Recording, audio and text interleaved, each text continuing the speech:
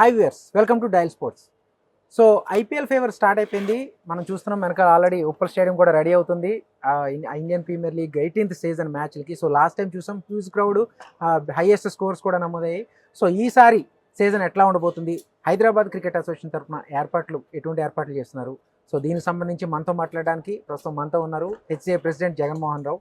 So ఆయన మాటలను తెలుసుకుందాం. ఎటువంటి ఏర్పాట్లు చేస్తున్నారు, అభిమానులకు ఎటువంటి ఎక్స్పీరియన్స్ ఉండబోతుంది, ఈ సీజన్ ఎట్లా సాగబోతుంది? So good evening sir. అన్న నమస్తే. సో ఎట్లా ఉన్నారు? ఆల్ గుడ్ అన్న. సో ప్రిపరేషన్ బిజీలో ఉన్నారు.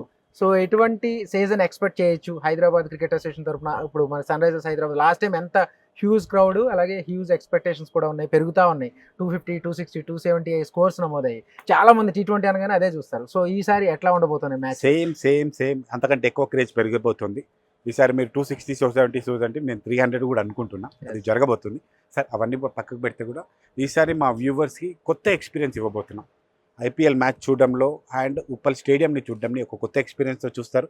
లాస్ట్ టైం ఏదైతే మీకు కొన్ని ఇబ్బందులు జరిగినాయో, వాష్రూమ్స్ కానీ, డ్రింకింగ్ వాటర్ కానీ, ఫుడ్ కానీ, వ్యూవింగ్ ఎక్స్పీరియన్స్ కానీ, ఇవన్నీ కూడా ఈసారి ఓవర్కమ్ అయ్యాం. చాలా బాగా స్టేడియంని ముస్తాబ్ చేసాం.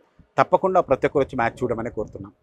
ఏదైతే ICC one day world cup last time ఎప్పుడైతే 2023 అప్పటి నుంచి కూడా ఈ ఉప్పల్ స్టేడియం రూపురేఖలు మీ ఆధ్వర్యంలో చాలా బాగా మార్చారని ఒక మంచి పేరు వచ్చింది.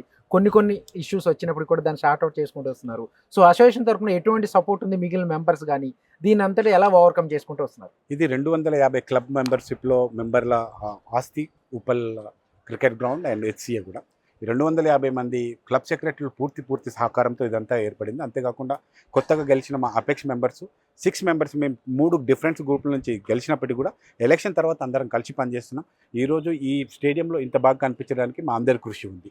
సో లాస్ట్ టైం నుంచి మనం కన్సిస్టెంట్గా మీరు వచ్చిన తర్వాత ఇదివరకు హెచ్సిఏ అంటే కొన్ని కరప్షన్ అలిగేషన్స్ కానీ, టీమ్ సెలక్షన్స్లో కొన్ని ఇష్యూస్ కానీ, సో వీటిలన్నింటినీ నుంచి హెచ్సిఏ బయటపడుతుంది. హైదరాబాద్ రంజీ టీం పెర్ఫార్మెన్స్ కూడా బయటపడింది ఆల్రెడీ.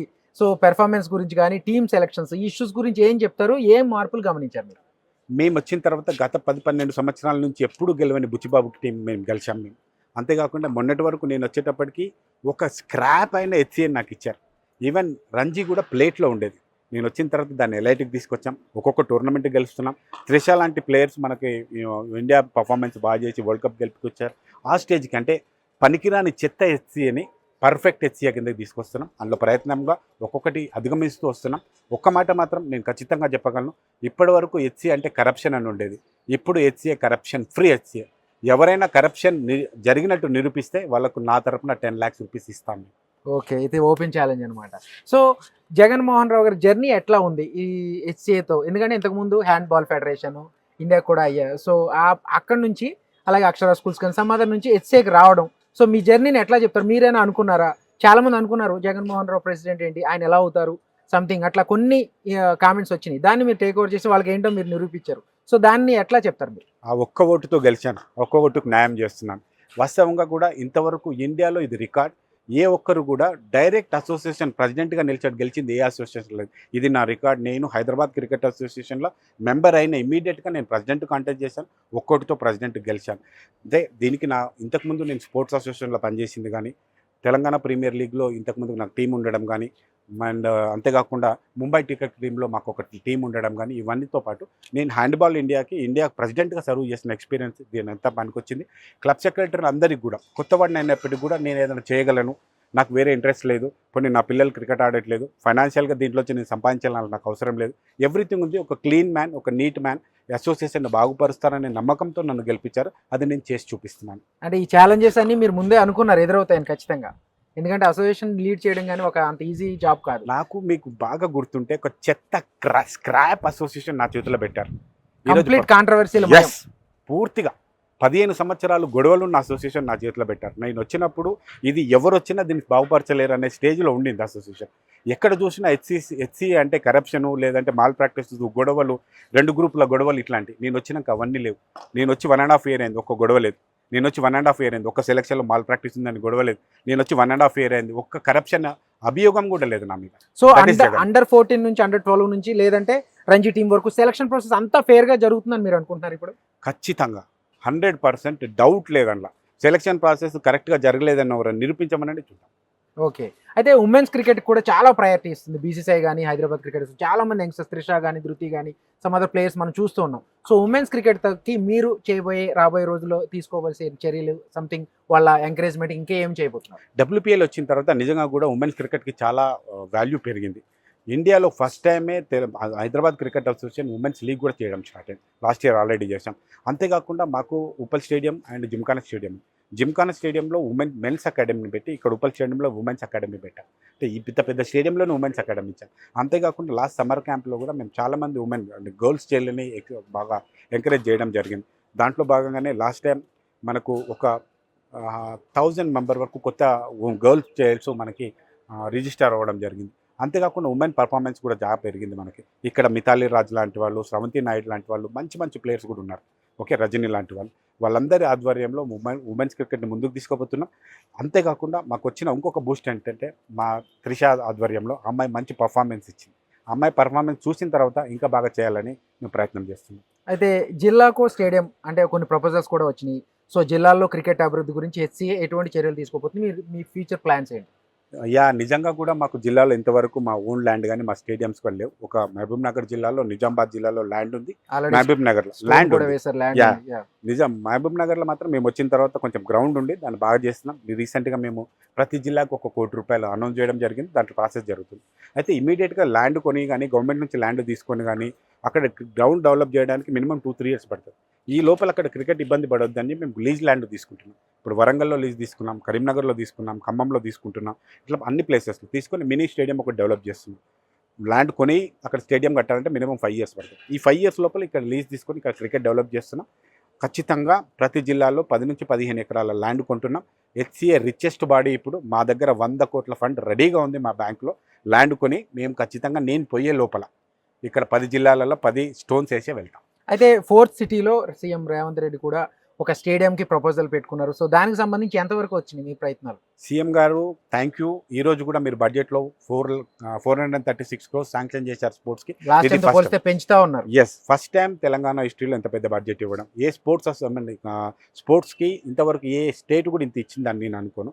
అంతేకాకుండా మీరు ఒక ఫుట్బాల్ ప్లేయర్స్‌కి అండ్ ప్లేయర్స్ అసోసియేషన్‌కి ఉండే ఇబ్బందులు మీకు తెలుసు. అవన్నీ దృష్టిలో పెట్టుకొని మాకు 100 ఎకరాల ల్యాండ్ ఇస్తా అని మీరు అసెంబ్లీలో ప్రామిస్ చేసినారు. అసెంబ్లీలో అనౌన్స్ చేసినారు. దాంట్లో భాగంగా మిమ్మల్ని కలిసినప్పుడు ఇంకా 150 ఎకర్స్ ఇస్తా అన్నారు. ఆ ప్రాసెస్ జరుగుతోంది. రీసెంట్‌గా మేము జయేష్ రంజన్ సార్‌ని కూడా కలవడం జరిగింది. వారు స్పోర్ట్స్ సెక్రటరీ అండ్ ల్యాండ్ వాళ్ళే చూస్తున్నారు కాబట్టి వితిన్ 15 డేస్ నుంచి 1 మంత్ లోపల అలాట్మెంట్ స్టార్ట్ చేస్తారు వాళ్ళు. వేరే వాళ్ళకు కూడా ఇస్తున్నారు. మొత్తం 5000 acres.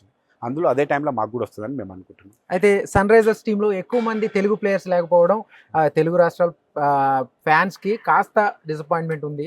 So, maybe next upcoming 2-3 ఇయర్స్‌లో మనం ఏదైనా మీ ఆధ్వర్యంలో ఏమైనా ఎక్స్‌పెక్ట్ చేయొచ్చా మోర్ తెలుగు స్టేట్ ప్లేయర్స్‌ని టీమ్‌లో? ఈసారి మన హైదరాబాద్ క్రికెట్ అసోసియేషన్ ప్లేయర్స్ లేనందుకు నాకు కూడా చాలా బాధగా ఉంది. నేను కూడా ఎక్స్పెక్ట్ చేశాను. మాకు తన్మయ్ అగర్వాల్ కానీ, లేదంటే మా హిమతేజ కానీ, మా తనయ్ త్యాగరాజన్ కానీ, మా సివి మిలంద్ కానీ, వీళ్ళందరూ కూడా 2-3 ఎట్లయినా సెలెక్ట్ అవుతారని అనుకున్నా.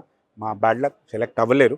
దాన్ని దృష్టిలో పెట్టుకొని మేము తెలంగాణ ప్రీమియర్ లీగ్ అనౌన్స్ చేస్తున్నాం. ఎందుకంటే నేను చాలా స్టేట్స్లో ఉంటే మా ప్లేయర్స్ అనౌన్స్ కాకుండా అంటే టీం పిక్ కాకుండా ఉన్నప్పుడు ఎందుకు మన పిల్లలు పిక్ అవ్వలేదని చెక్ చేస్తే వేరే స్టేట్లలో ఆ స్టేట్ లీగ్స్ ఉన్నాయి. ఆ స్టేట్ లీగ్స్లో చాలా మ్యాచెస్ ఆడడానికి అవకాశం ఉంది. ఆ మ్యాచ్ని బీసీసీఐని ఈ ఫ్రాంచైజీ ఓనర్స్ కానీ వాళ్ళ కోచెస్ కానీ చూసినారు. వాళ్ళ పర్ఫార్మెన్స్ అక్కడ పెరిగింది. దాని ప్రకారంగా వాళ్ళందరికీ ఛాన్స్ వచ్చింది ఐపీఎల్లో. అందుకనే మేము తెలంగాణ ప్రీమియర్ లీగ్ మళ్ళీ స్టార్ట్ చేస్తున్నాం. తెలంగాణ ప్రీమియర్ లీగ్లో 6-8 టీమ్స్ ఉంటాయి. దీంట్లో అందరికి నియర్ అబౌట్ ఒక 150 మంది ప్లేయర్స్కి ఆడే అవకాశం దొరుకుతుంది. అంటే కంప్లీట్గా తెలంగాణ జిల్లాల 10 వ్యాప్తంగా జిల్లాల సెలక్షన్ ప్రాసెస్ ఉంటుంది. 10 జిల్లాలను భాగస్వామ్యం చేస్తాం హైదరాబాద్తో పాటు. ఇందులో 150 మంది నుంచి 250 మంది ప్లేయర్స్కి అవకాశం దొరుకుతుంది. వాళ్ళు రెగ్యులర్గా మ్యాచ్లు ఆడుతుంటే వాళ్ళ పర్ఫార్మెన్స్ పెరగడమే కాకుండా ఇప్పుడు నేను ఒక టీం ఉన్నాను అనుకోండి, నా టీం గెలవాలనే ప్రయత్నం చేస్తాను. దానికి మంచి కోచ్ని పెడతా, ఇంకా స్పెషల్గా వాళ్ళకి ట్రీట్మెంట్ ఇస్తాం కాబట్టి వాళ్ళ పర్ఫార్మెన్స్ పెరగడానికి అవకాశం ఉంటుంది. ఆ పర్ఫార్మెన్స్ పెరిగినప్పుడు వీళ్ళు ఖచ్చితంగా బీసీసీఐ దృష్టిలోనో లేకపోతే ఫ్రాంచైజీ దృష్టిలో పడతారు. వాళ్ళకి అవకాశం ఎక్కువ ఉంటుంది ఐపీఎల్లో. నా టార్గెట్ వచ్చే ఐపీఎల్లో minimum 5-7 players Hyderabad cricket association ఉండాలనే నా ప్రయత్నం చేస్తున్నాను. ఇప్పుడు మహమ్మద్ సిరాజ్ గారు, తిలక్ వర్మ గారు ఇద్దరే ఉన్నారు.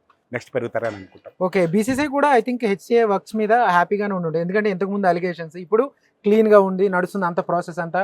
ఈ తెలంగాణ ప్రీమియర్ లీగ్ కానీ ఉమెన్ క్రికెట్ అకాడమీ గురించి కానీ, సో బీసీసీఐ పెద్దలతో మీకున్న సత్సంబంధాల గురించి, బీసీసీ హెచ్సిఏ అభివృద్ధి గురించి ఏం చెప్తారు? బీసీసీఐకి నేను అప్పుడే చెప్పగలుగుతున్నా, ఇంతకుముందుకు హెచ్సిఏ మీద అయితే ఒపీనియన్ ఉందో అది పూర్తిగా తీసేయగలిగాం.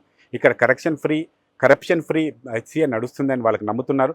అంతేకాకుండా ఇండియాలో ఫేవరెట్ అసోసియేషన్ హెచ్సిఏ అని నేను చెప్పగలుగుతాను ఈరోజు. దాంట్లో భాగంగానే మాకు పిచ్ అండ్ గ్రౌండ్ అవార్డు కూడా రావడం జరిగింది. అంతేకాకుండా మా దేవరాజు గారు, మా సెక్రటరీ గారు 15 సంవత్సరాల కింద మాన్ సింగ్ గారు మేనేజర్గా వెళ్ళారు ఇండియన్ టీం వరల్డ్ కప్. ఆ తర్వాత ఇప్పుడు మళ్ళీ మనం దేవరాజు గారిని ఛాంపియన్షిప్ 2 కప్పులు గెలిచాం, అది తీసుకొచ్చాం. సో అప్పటి నుంచి ఇప్పటి వరకు స్లోగా హైదరాబాద్ ఒక ప్రౌడ్ మూమెంట్ గానే చెప్పాలి. అప్పుడు ఏదైతే 10-15 సంవత్సరాల నుంచి ఇబ్బందికరమైన పరిస్థితి ఉందో దాన్ని తగ్గించేసి ఇప్పుడు ఒక మంచి అసోసియేషన్ కింద బీసీసీఐకి ఫేవరెట్ అసోసియేషన్ కింద తీసుకురాగలిగాం. ఓకే, ఇంకా జైషా గురించి ఏం చెప్తారు మీరు? ఎందుకంటే ఆయన ఆల్రెడీ ఇండియాకి ప్రౌడ్, ఎందుకంటే ఐసీసీ చైర్మన్ ఒక వరల్డ్ క్రికెట్ బాడీకి. సో ఆయన ఆధ్వర్యంలో రాబోయే రోజుల్లో ఎట్లా ఉండబోతుంది బీసీసీఐ, ఇంకా ఏ స్థాయికి వెళ్ళే అవకాశం? ఇండియన్ క్రికెట్ కప్పులు గెలవడంలో కోహ్లీది, రోహిత్ ఎంతైతే పాత్ర ఉంటుందో జైషా గారికి అంతకంటే ఎక్కువ పాత్ర ఉంటుంది. వాళ్ళు గ్రౌండ్లో ఆడినారు, ఈయన గ్రౌండ్ బయటలో ఆడినారు. ఈ సపోర్ట్ ఆయన ఇచ్చి ఉండకపోతే ఇన్ని మ్యాచ్లు, ఇన్ని కప్పులు సీరియస్గా గెలిచి ఉండేవాళ్ళం కాదు. నిజంగా కూడా జైషా గారిని దగ్గర నుంచి చూసిన వాళ్ళకి అది అర్థమవుతుంది, జైషా గారు ఎంత తపన పడతారు క్రికెట్కి ఎంత చేయాలని. అదర్వైజ్ గుజరాత్ అసోసియేషన్లో చిన్న మెంబర్లో ఉండి ఈరోజు ఐసీసీ చైర్మన్ దాకా వెళ్ళారు. వారి కష్టం లేకుంటే ఎక్కడ జరగదు. ఇప్పుడైనా ఫ్యామిలీ, పెద్ద ఫ్యామిలీ అయినా ఏది అయినప్పటికీ కూడా మీరు కరెక్ట్గా పర్ఫామ్ చేయకపోతే ఫస్ట్ టైం మిమ్మల్ని సీట్లో కూర్చోబెట్టున్నది కాక పర్ఫార్మెన్స్ లేకపోతే కిందకి దిగిపోతారు. జయభాయ్ ఖచ్చితంగా ఆయన పర్ఫార్మెన్స్ డే బై డే పెంచుకుంటూ ఈరోజు ఐసీసీ చైర్మన్ అయినారు. లాస్ట్ టైం హైదరాబాద్లో ఏజీఎం జరిగినప్పుడు జైషా గారు కూడా మిమ్మల్ని ఒక స్ట్రీట్ ఫుడ్ తినాలని ఉందని చెప్పారు. ఎక్కడ తీసుకెళ్లారు, ఏం జరిగింది, ఏమైనా షేర్ చేస్తారా? అది ఏజిఎం కాదండి, నమన్ అవార్డ్స్ అని ఇండియాలో బీసీసీ అవార్డ్స్ జరుగుతాయి. మన హైదరాబాద్లో పార్క్ హయాత్లో అవార్డ్స్ ఫంక్షన్ జరిగింది. అప్పుడు ఇండియాలో ఉన్న పెద్దవాళ్ళందరూ, జైషా గారు, బీసీసీఐకి సంబంధించిన అందరూ వచ్చారు. మీటింగ్ జరుగుతూ ఉంది. నేను కూడా గెస్ట్, నేను హైదరాబాద్లో చేస్తున్నాను కాబట్టి మేము ప్రెసిడెంట్ సెక్రటరీ ఎట్లయినా గెస్ట్గా ఉంటాం. మీటింగ్ జరుగుతూ ఉంది. మీటింగ్ అయిపోయిన తర్వాత అందరూ ఫుడ్ తింటున్నారు. ఎవరో ఒక బీసీసీఐ పర్సన్, నేను ఏదో ప్లేయర్ దగ్గర కూర్చొని ఏదో మాట్లాడుతున్నాను. బీసీసీఐకి సంబంధించిన ఒక సీనియర్ రిప్రజెంటేటివ్ వచ్చి మిమ్మల్ని జైషా గారు పిలుస్తున్నారు. నేను టెన్షన్ పడినా, జైషా గారు మనది ఇక్కడ హైదరాబాద్లో ప్రోగ్రామ్ జరుగుతుంది, ఎక్కడైనా మిస్టేక్ జరిగిందేమో నేను ఫాస్ట్గా ఎదుర్కొంటే సార్ అని అడిగినాను. గాడిలాగో బండి పెట్టన్నాడు. ఈయనేంది ఇప్పుడు మాడ మీటింగ్ నడుస్తుంది, బండి పెట్టాలి, ఎక్కడ పోవాలి సార్ అని. కూర్చో, నువ్వు చెప్తాను. బండిలో కూర్చున్నాను. సార్ ముజ్జే అచ్చా దోశకి ఇలా అన్నాడు. ఇదేంది ఆయన పోస్ట్, అసలుకి ఆడంతా మంచి ఫుడ్ ఉంది, అది విడిచిపెట్టి దోశ తిన్నాను. సార్ ఇక్కడ చట్నీస్ ఉంటుంది సార్, చట్నీస్లో మంచి దొరుకుతాయి, చట్నీ విషయం నై కానారు ముझे రోడ్ సైడ్ లెక్క రోడ్ సైడ్ దోశ తింపి అదే టేస్ట్ ఉంటుంది. అలాగే కొంతమంది క్రికెటర్లు కూడా, అంటే స్టార్ క్రికెటర్లే మిమ్మల్ని ఫుడ్ అడిగితే మీరు కూడా పంపించారని తెలిసింది. సో దాని గురించి కూడా షేర్ చేయండి. హైదరాబాద్ అనగానే ఫస్ట్ కల్చర్తో పాటు ఫుడ్ కూడా అందరికి ఇష్టం, చాలా బాగుంటుందని ఫుడ్. సో హైదరాబాద్కి వచ్చేటప్పుడే వాళ్ళకి ఈ ఫుడ్ తినాలి, ఇది ఉండాలి, ఈ హోటల్ ఈ ఫుడ్ దొరుకుతుంది, ఈ రెస్టారెంట్లో ఈ ఫుడ్ చాలా బాగుంటుంది అనేది వాళ్ళకు ఒక ఐడియా ఉంటుంది. వాళ్ళకి తెలిసిన ఫ్రెండ్స్ కూడా ఉంటారు. వాళ్ళు బయటికి వెళ్ళి తినలేరు కాబట్టి నేను హైదరాబాద్ ప్రెసిడెంట్, నేను హోస్ట్ కాబట్టి నన్ను అడుగుతూ ఉంటారు. అడిగినప్పుడు వాళ్ళకి ఫుడ్ పంపించడం కామన్గా జరుగుతుంటుంది. ఓకే, అయితే ఫైనల్గా జగన్మోహన్ రావు గారు అక్షర స్కూల్స్ని డీల్ చేయడం ఒక ఛాలెంజ్ అనుకోవాలా, హ్యాండ్బాల్ ఫెడరేషన్ డీల్ చేయడం ఛాలెంజ్ అనుకోవాలా, హైదరాబాద్ క్రికెట్ అసోసియేషన్ ఈ మ్యాచ్లు ఆర్గనైజ్ చేయడం, ఇవన్నీ ఒక ఛాలెంజ్, ఈ మూడిట్లో ఏది టఫ్ అనిపించింది? టఫ్ అనేదానికంటే కూడా మూడిట్లు ఎంజాయ్ చేసింది నేను. కాకపోతే ఇంట్లో ఎక్కువ ఛాలెంజెస్ ఎక్కువగా అనిపించింది.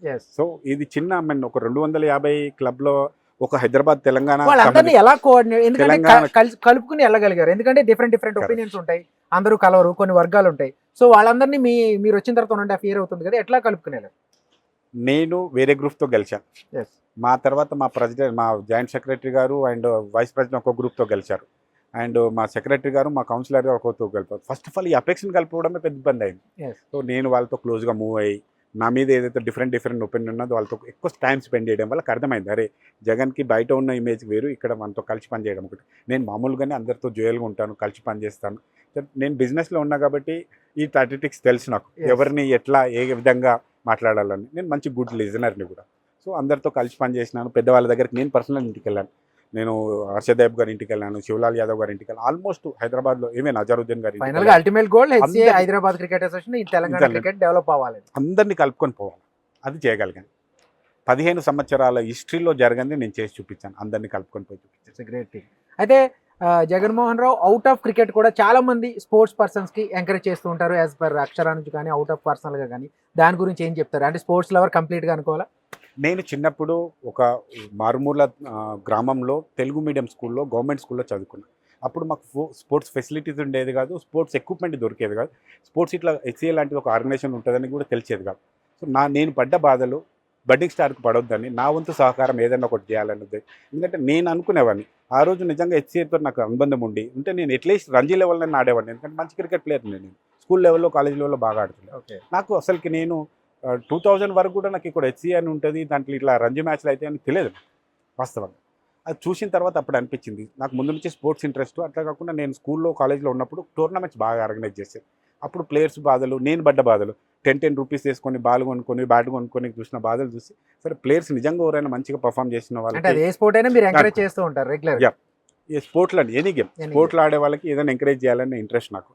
దేవుడు నాకు ఏదో ప్రశాంతంగా ఉంచినాడు, సో దాంట్లో చేయడం. అంతేకాకుండా మా స్కూల్లో కూడా స్పోర్ట్స్ స్కాలర్షిప్ పెట్టాం. స్పోర్ట్స్లో పర్ఫార్మెన్స్ చేసిన వాళ్ళకి 100% కూడా ఫ్రీ ఎడ్యుకేషన్ ఇవ్వడం, ప్లస్ వాళ్ళకి ఇంకా ఫైనాన్షియల్ సపోర్ట్ చేయడం కూడా చేస్తున్నాం. అంతేకాకుండా మాకు ఆసరా ఫౌండేషన్ అని ఒక ఫౌండేషన్ ద్వారా కూడా మేము చాలామంది నాకు తెలిసి ఇప్పటికి ఒక 40-50 మంది స్పోర్ట్స్ పర్సన్స్కి నేను హెల్ప్ చేస్తున్నాం. ఓకే, ఫైనల్గా జగన్మోహన్ రావు గారు నెక్స్ట్ టార్గెట్ ఏంటి?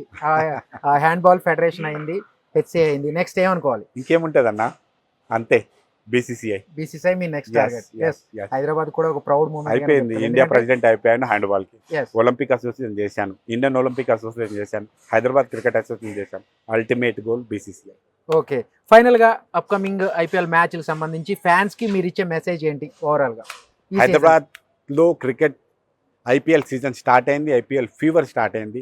మంచి ముస్తాబైన హైదరాబాద్ స్టేడియంని ఇప్పుడు మీరు చూడొచ్చు.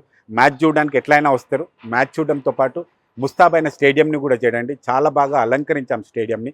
మీరు ఏదైతే నా మీద నెగిటివ్ కామెంట్స్ ఏవైతే పెట్టారో అవన్నిటిని నెగిటివ్ని పాజిటివ్గా తీసుకొని వాటన్నిటి మీద వర్క్ చేసి అవన్నీ కంప్లీట్ చేశాను. నేను చెప్పినట్టుగా స్టేడియం ఉందా లేదా చూడడానికైనా మరి వచ్చి చూసండి. నిజంగా కూడా మీరు స్టేడియం నచ్చితే వచ్చిన కామెంట్లో మీరు తెలపండి. Thank you very much Jaganmohan Rao garu. So all the best for the season and all the best for BCCI administration లో నెక్స్ట్ మిమ్మల్ని చూడాలనుకుంటున్నాం. Thank you. చూసాం కదా, ఎందుకంటే లాస్ట్ టైం ఏదైతే కొన్ని ఇష్యూస్ ఉన్నాయో దాన్ని కంప్లీట్ గా షార్ట్ అవుట్ చేసి ఇప్పుడు ఒక బ్యూటిఫుల్ స్టేడియం ని ఇక్కడ ఆల్రెడీ మనకి ప్రజెంట్ చేయబోతున్నారు ఈ సీజన్. అలాగే ఏదైతే ఒక అడ్మినిస్ట్రేషన్ ని లీడ్ చేయడం అంత ఈజీ కాదు. ఆ ఛాలెంజెస్ అన్ని ఓవర్కమ్ చేస్తూ హైదరాబాద్ క్రికెట్ అసోసియేషన్ ని కంప్లీట్ గా చేస్తూ కూడా ఓవర్కమ్ చేస్తూ అందరినీ కలుపుకుంటూ ఒక సక్సెస్ఫుల్ హైదరాబాద్ క్రికెట్ డెవలప్మెంట్ కి కృషి చేస్తున్నామని చెప్పేసి జగన్మోహన్ రావు చెప్తున్నారు. కెమెరామన్ భానుతో నరేష్, డైల్ న్యూస్, హైదరాబాద్.